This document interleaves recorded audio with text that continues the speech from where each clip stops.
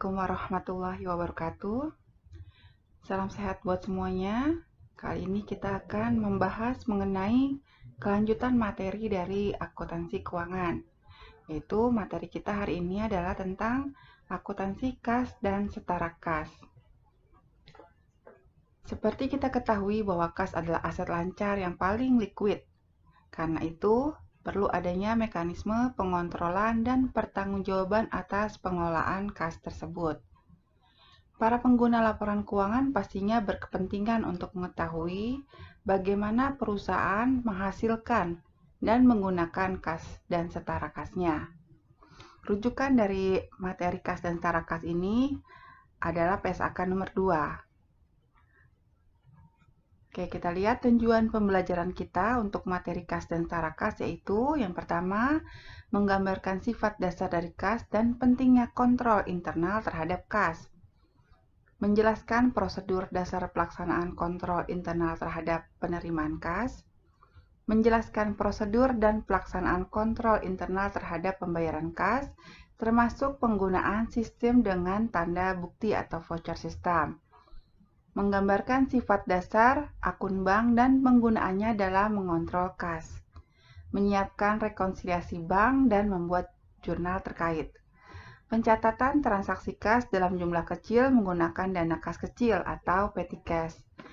Kemudian yang terakhir adalah menggambarkan bagaimana kas disajikan di dalam neraca. Sebelum memulai materi, kita lihat dulu definisi dari kas dan setara kas. Kas merupakan alat pembayaran yang siap dan bebas dipergunakan untuk membiayai kegiatan perusahaan. Kas di sini bisa dalam bentuk rupiah ataupun dalam mata uang asing. Karena memang sekarang kita ketahui banyak perusahaan juga mempunyai rekening dalam mata uang asing, khususnya mata uang dolar. Untuk kas dalam mata uang asing, akan tetap dilaporkan sesuai dengan nilainya pada tanggal pelaporan dan dinyatakan dalam uang pelaporan, biasanya dalam uang rupiah ya, dalam mata uang rupiah, dengan menggunakan kurs spot yang berlaku pada tanggal neraca. Nah, berbicara tentang kurs, kita mengenal ada 3 kurs ya, ada kurs jual, kurs beli, dan kurs tengah. Ya, di sini kurs dari sisi akuntansi ya, kalau dari sisi pajak kan ada kurs KMK sama kurs BI. Kalau di sini kita sedang membahas mengenai kurs untuk transaksi di akuntansi. Oke, dalam prakteknya, kurs tengah digunakan untuk menyatakan nilai kas dalam mata uang asing dalam pelaporannya. Tetapi, jika mata uang asing itu dimiliki untuk tujuan dikonversi menjadi kas dalam mata uang pelaporan, maka kurs beli lebih cepat digunakan. Oke, jadi setiap akhir periode akuntansi, biasanya nilai kas yang dalam bentuk mata uang asing akan dikonversikan lagi ke kurs pada tanggal pelaporannya. Setara kas atau kas ekuivalen adalah intervensi yang sifatnya sangat liquid, berjangka waktu pendek, yang dengan cepat dapat dikonversikan menjadi kas dalam jumlah yang dapat ditentukan, dan memiliki resiko perubahan nilai yang tidak signifikan. Contohnya adalah, misalnya ada perusahaan mempunyai deposito berjangka yang jangka waktunya kurang dari 3 bulan. Itu bisa masuk ke setara kas. Nah, kas dan setara kas juga tidak boleh dibatasi penggunaannya. Misalnya ada rekening yang bernama rekening escrow. Rekening escrow itu adalah rekening giro atau tabungan perusahaan yang tidak boleh digunakan karena perjanjian tertentu. Misalnya sebagai jaminan pinjaman bank. Jika dibatasi penggunaannya, maka biasanya kas tersebut kita catat pada aktiva lain-lain atau kita catat di other asset.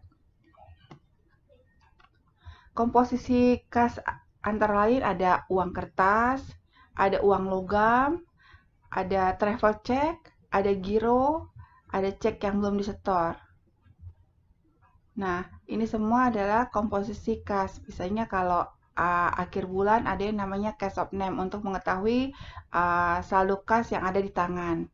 Terus mengecek lagi ada cek yang dalam perjalanan atau ada cek yang belum dicairkan. Nanti kita juga belajar mengenai apa bedanya cek dengan giro. Kalau cek biasanya bisa kita tarik atau kita uangkan langsung, tapi kalau giro tidak bisa kita uangkan secara langsung, jadi harus dipindah bukukan.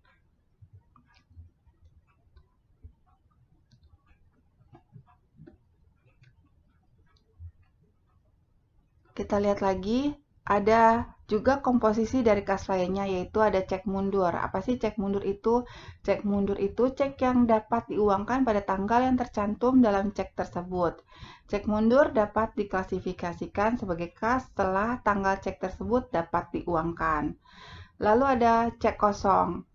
Terjadi karena rekening koran perusahaan yang mengeluarkan cek tidak mempunyai dana. Cek dalam keadaan rusak atau kesalahan informasi yang tercantum dalam cek. Item ini lebih tepat dilaporkan sebagai piutang daripada kas. Jadi ketika perusahaan menerima cek dari lawan transaksinya dan ketika akan mencairkan di bank, ternyata ceknya itu tidak ada dananya. Itu kita sebut sebagai cek kosong. Lalu ada kas yang dibatasi penggunaannya. Jika dibatasi kurang dari 1 tahun, maka akan kita catat di aktiva lancar. Tapi jika lebih dari 1 tahun, maka akan kita catat ke aktiva tidak lancar. Lalu ada surat berharga, saham, obligasi, yang saat dijual baru bisa kita catat sebagai kas, dimasukkan ke kas. Lalu ada simpanan di bank luar negeri. Nah, simpanan di bank luar negeri ini dalam mata uang asing berarti harus dikurskan ke rupiah ya. Jika tidak bisa diambil sewaktu-waktu, dilaporkan secara terpisah. Lalu komposisi kas lainnya ada bank overdraft. Terjadi karena pemilik dana menulis cek dalam jumlah yang lebih besar dibandingkan dengan jumlah dana yang disimpan di bank. Nah, item ini dilaporkan sebagai utang lancar. Lalu ada cek yang belum dikirimkan, undelivered checks. Cek ini yang telah dibuat tetapi belum diserahkan kepada pihak yang berhak menerimanya. Jika pada tanggal neraca terdapat hal tersebut, maka dapat diklasifikasikan sebagai kas.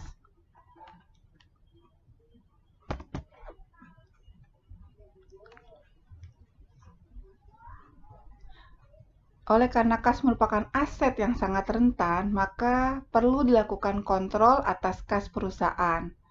Nah, pengendalian internal terhadap kas adalah seluruh sistem dan prosedur yang ditetapkan manajemen untuk menjaga harta perusahaan dari kelalaian atau kesalahan, kecurangan, ataupun dari kejahatan. Kontrol pencegahan melindungi kas dari pencurian dan penyalahgunaan, sedangkan kontrol deteksi dirancang untuk mendeteksi pencurian dan penyalahgunaan kas sekaligus dapat pula mencegahnya.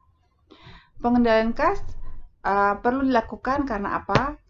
Karena uang kas itu sangat mudah dipindah tangankan. Tidak ada identitas pemilik, jadi tidak mungkin uang itu ada nama pemiliknya ya. Seperti kita ketahui, uang itu tidak ada nama pemiliknya, jadi sangat mudah dipindah tangankan. Dan kas adalah aktiva yang paling mungkin untuk diselewengkan dan disalahgunakan oleh karyawan. Salah satu cara pengendalian internal yang terpopuler yang biasanya digunakan di perusahaan adalah sistem voucher. Voucher merupakan dokumen internal yang dibuat oleh perusahaan, dan voucher ini akan lebih kuat jika didukung oleh lampiran dokumen yang dibuat oleh pihak eksternal, seperti ada dilampiri oleh faktur atau invoice-nya, dan dilampiri bukti transfer jika dilakukan pembayaran melalui transfer. Bukti transfer ini pasti bukti transfer yang sudah divalidasi oleh pihak bank. Voucher biasanya sangat informatif. Jadi setiap voucher itu ada judulnya, judul voucher. Apakah voucher ini merupakan voucher penerimaan atau voucher pengeluaran. Kemudian ada nomor urut voucher. Nomor urut voucher ini baiknya itu sudah tervalidasi atau sudah tercreate by system. Jadi tidak dibuat secara manual. Lalu ada tanggal transaksi, kapan transaksi itu dilakukan, ada keterangan atau informasi jenis transaksi apa yang dilakukan. Yang pastinya juga ada tempat otorisasi yang biasanya ditandatangani oleh petugas yang berwenang, yang mengeluarkan voucher, yang menyetujui, yang mengetahui dan yang menyetujui pengeluaran atas voucher tersebut. Juga dibuat satu kolom untuk penerima jika transaksinya dilakukan secara tunai. Perlu juga diperhatikan pengendalian internal atas penerimaan kas dan pengeluaran kas. Misalnya, pengendalian internal atas penerimaan kas. Yang pertama, adanya pemisahan tugas antara kasir dan bagian yang mencatat. Ini sangat penting sekali di bagian keuangan ya, di bagian finance, untuk pemisahan tugas. Lalu adanya otorisasi yang jelas. Jadi ada leveling otorisasi yang dilakukan. Misalnya contohnya untuk pengeluaran antara Rp0 sampai Rp50.000 bisa dikeluarkan oleh pemegang kas kecil, misalnya seperti itu. Lalu pengeluaran lebih sampai dengan 1 juta harus atas persetujuan misalnya supervisor atau manajer. Lalu lebih dari itu harus ada approval dari direktur keuangan, misalnya seperti itu. Lalu adanya dokumen pendukung dan pencatatan, itu sangat penting. Jadi setiap pengeluaran wajib didukung oleh dokumen pendukung dan pencatatannya juga jelas. Dan terakhir, penerimaan kas harus segera dicatat dan disetorkan ke bank. Jadi kadang-kadang di suatu perusahaan ada pembatasan jumlah minimal kas yang dipegang. Misalnya kas tidak boleh lebih dari 10 juta. Jadi ketika uang kas sudah melebihi dari 10 juta, maka kelebihannya harus segera disetorkan ke bank. Lalu ada pengendalian internal atas pengeluaran kas. Setiap pengeluaran dilakukan menggunakan cek atau transfer bank. Untuk pengeluaran kecil dilakukan melalui petty cash. Hal ini memperkecil resiko dari penyalahgunaan. Jadi ketika semua dilakukan melalui bank transfer, jelas siapa penerimanya, dan ketika kita melakukan transaksi melalui bank transfer, ada approval yang berjenjang yang dilakukan untuk mekanisme pengecekan awal atas transaksi pengeluaran kas. Lalu untuk pengeluaran kecil biasanya memang dilakukan melalui petty cash, dan itu pun tetap by otorisasi berjenjang. Yang kedua ada otorisasi yang jelas atas setiap pengeluaran kas. Kemudian ada pemisahan tugas antara yang mengeluarkan dana dan yang mencatat. Yang keempat, adanya dokumen pendukung yang jelas dan adanya internal control untuk memeriksa setiap transaksi-transaksi yang dilakukan perusahaan.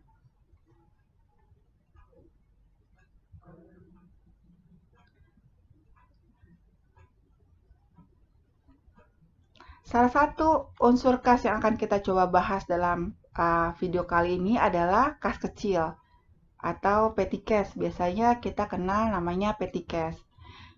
Kas kecil adalah uang tunai yang disediakan perusahaan untuk membayar pengeluaran-pengeluaran yang jumlahnya relatif kecil dan tidak ekonomis bila dibayar dengan cek atau giro.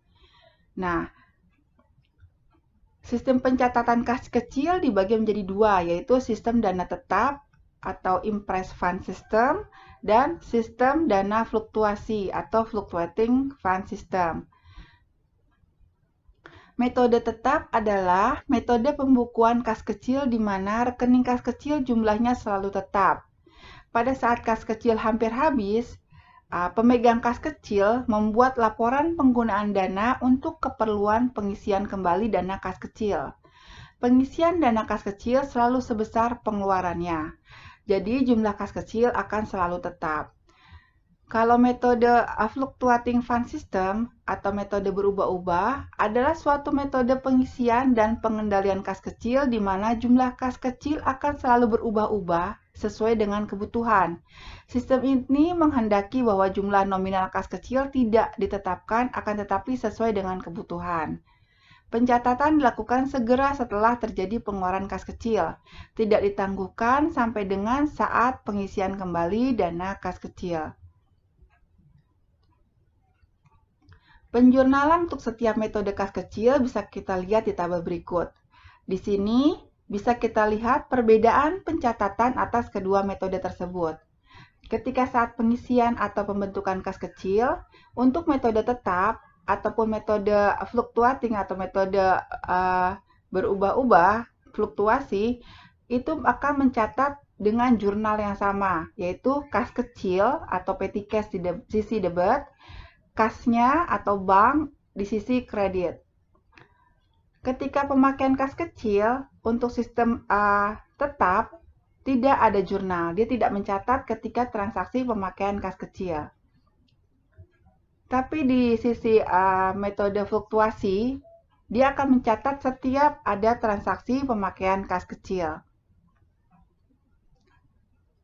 Lalu ketika ada pengurangan kas kecil, misalnya manajemen menilai saldo kas kecil terlalu besar, jadi harus dikurangi. Misalnya awalnya ketika pembentukan diisi sebesar 5 juta, lalu dinilai terlalu besar, dikurangi menjadi 4 juta.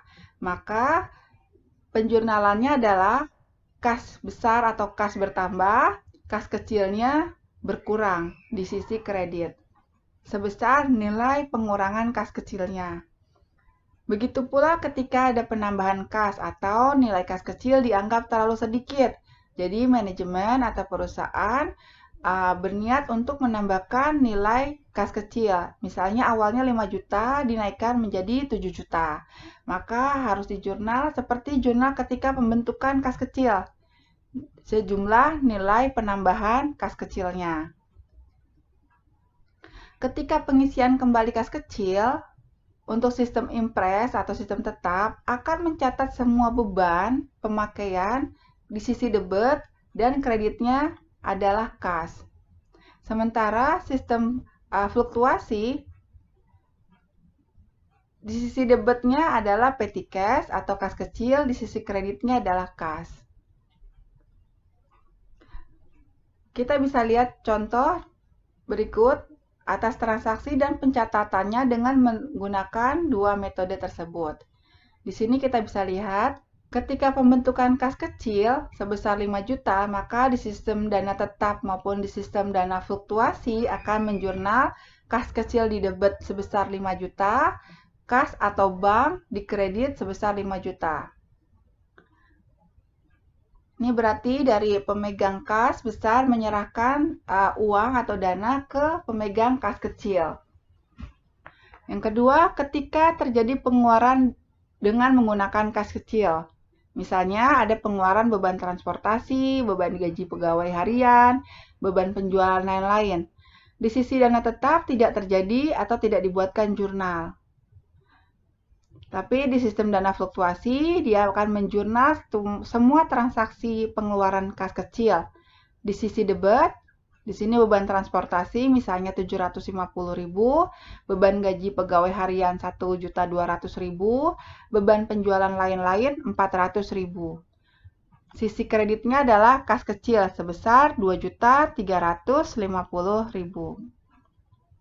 Lalu pengisian kembali saldo kas kecil. Di sisi sistem dana tetap, maka yang dijurnal adalah semua bebannya dicatat di sisi debit, kreditnya adalah kas atau bank sebesar nilai pengeluarannya, yaitu 2.350.000. Sementara di sistem dana fluktuasi, jurnalnya adalah kas kecilnya di debit sebesar yang terpakai, yaitu 2.350.000, di kreditnya adalah kas sebesar 2.350.000. Lalu ketika ada pengurangan saldo kas kecil menjadi 3 juta, di sini awalnya 5 juta ya, kemudian dikurangi menjadi 3 juta. Di sistem dana tetap, maka jurnalnya adalah kas atau bank di sisi debit 2 juta, kas kecilnya di sisi kredit 2 juta. Mengurangi saldo kas kecil sebesar 2 juta, menjadi saldonya menjadi 3 juta. Di sistem dana fluktuasi sama, jurnalnya sama, kas kecil atau kas atau banknya di debit, kas kecil di kredit. Lalu yang kelima, pengeluaran dengan kas kecil untuk beban penjualan, beban konsumsi karyawan, beban supplies kantor. Di sistem dana tetap sama seperti nomor 2, tidak ada jurnal. Tapi di sisi dana fluktuasi dia akan menjurnal. Beban penjualan di sini 500.000, beban konsumsi 350.000, beban supplies kantor 200.000. Kas kecilnya di kredit 1.050.000. Yang terakhir, ketika pengisian kembali kas kecil, ternyata fisik uang yang ada di pemegang kas kecil hanya 925.000. Jadi ada selisih sebesar 25.000. Selisihnya dari mana? Kita punya dana kas kecil 3 juta rupiah, terus terpakai 1.050.000, mestinya masih ada saldo 1.950.000. Tapi ternyata hanya sebesar 1.925.000. Oke. Jadi ada kekurangan dana sebesar 25.000. Di sini kita catat dengan dana tetap, beban penjualan lain-lainnya 500, beban konsumsi 350, beban supplies-nya 200, selisih kasnya 25.000.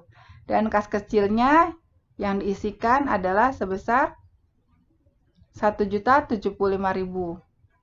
Ini kas ya, di sini maaf, di sini kas. Lalu di sisi dana fluktuasi, kas kecilnya 1.050.000 sebesar kas kecil yang terpakai, selisih kasnya 25.000, kas di banknya yang keluar adalah 1.075.000. Berdasarkan contoh tersebut dapat kita lihat perusahaan mengurangi saldo kas kecil dan membukukan selisih kas. Ya, di sini kita ada pengurangan saldo transaksi pengurangan saldo kas kecil dan membukukan ada selisih kas. Selisih kas merupakan kerugian karena perusahaan kehilangan uang kasnya. Dan perkiraan tersebut akan tetap dilaporkan oleh perusahaan di laporan laba rugi pada bagian beban lain-lain. Namun jika selisih kasnya adalah selisih lebih, maka akan dicatat pada bagian pendapatan lain-lain. Demikian penjelasan materi tentang pengendalian petty cash. Semoga dapat bermanfaat. Wassalamualaikum warahmatullahi wabarakatuh.